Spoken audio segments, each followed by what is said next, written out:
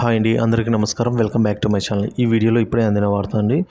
AP రాష్ట్ర వ్యాప్తంగా ఇవి రద్దు చేస్తూ చంద్రబాబు ఆదేశాలు జారీ. మరి పూర్తి వివరాలంటే వీడియోలో తెలుసుకుందాము. వీడియో ఎక్కడ కానీ స్కిప్ చేయకుండా ఎండ్ వరకు చూడనప్పుడు పూర్తి ఇన్ఫర్మేషన్ అర్థమవుతుంది. అలాగే వీడియో నచ్చినట్లయితే లైక్ చేయండి. ఇక ఆలస్యం చేయకుండా వివరాల్లోకి అయితే వెళ్ళిపోదాం. ఆంధ్రప్రదేశ్ ప్రజలకు రాష్ట్ర వ్యాప్తంగా నగరాలు, పట్టణాల్లో ఇళ్ల నుంచి చెత్త పన్ను వసూలు చేయడాన్ని అయితే నిలిపివేశారు పూర్తిగా. ఇదివరకు మనకు నెలకు 60 రూపాయల నుంచి 100 రూపాయల వరకు కూడా ఉండేది. సో ఆ చెత్త పన్నునైతే ఈ కొత్త ప్రభుత్వం, టీడీపీ ప్రభుత్వం వచ్చిన తర్వాత పూర్తిగా అయితే నిలిపివేశారు. చెత్త పన్ను తదుపరి ఉత్తర్వులు వచ్చేంత వరకు కూడా ఎటువంటి వసూళ్లు చేయకూడదు అని కార్పొరేషన్, మున్సిపాలిటీలకు అధికారులు మౌలిక ఆదేశాలు అయితే ఇవ్వడం జరిగింది. తెలుగుదేశం పార్టీ అధినేత చంద్రబాబు నాయుడు ఎన్నికల ప్రచారంలో సమయంలో భాగంగా కూటమి అధికారంలోకి వచ్చాక చెత్త పన్నును రద్దు చేస్తామని హామీ ఉన్నారు. సో ఈ మేరకు అయితే ఆయన చెప్పినట్లే చెత్త పన్నులు అయితే వసూలు చేయడం లేదు.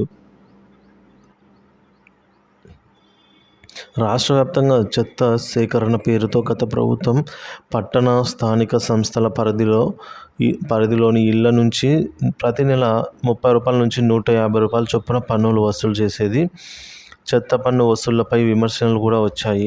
టీడీపీ, జనసేన పార్టీలు ప్రభుత్వం తీరుపై ఆగ్రహం వ్యక్తం చేశాయి. ఆస్తి పన్ను పెంచడంతో పాటుగా చెత్త పన్నులు వసూలు చేయడం దారుణమని మండిపడ్డారు. చెత్త పన్ను తమకు భారంగా ఉందని జనాల నుంచి కూడా తీవ్ర వ్యతిరేకత వచ్చింది అని చెప్పేసి కూటమి ప్రభుత్వం వారు ఈ విధంగా వారి పరిశీలనలో తేలడం జరిగిందండి. సో టీడీపీ, జనసేన పార్టీలు ప్రభుత్వం తీరుపై ఆగ్రహం కూడా ఈ మేరకు వ్యక్తం చేసి ఉన్నాయి అప్పటి ప్రభుత్వం మీద. సో ఆస్తి పన్ను పెంచడంతో పాటుగా ఇలా చెత్త పన్నులు వసూలు చేయడం దారుణమని కూడా అప్పట్లో ప్రతిపక్ష పార్టీలు మండిపడ్డాయి. చెత్త పన్ను తమకు భారంగా ఉందని జనాల నుంచి కూడా వ్యతిరేకత అయితే వచ్చింది. మరి ఈ నేపథ్యంలోనే ఈ విషయాన్ని కూటమి ఎన్నికల సమయంలో హైలైట్ చేసింది. ప్రజల్లోకి ఈ విధంగా చెత్త పన్ను అయితే వసూలు చేయకూడదు అని చెప్పేసి ఈ అంశాన్ని తీసుకెళ్లడం జరిగింది. ఇప్పుడు అధికారంలోకి రావడంతో చెత్త పన్ను వసూళ్లను అయితే పూర్తిగా నిలిపివేసింది. మరోవైపు విజయవాడలో 22 రోజులు చెత్త సేకరణ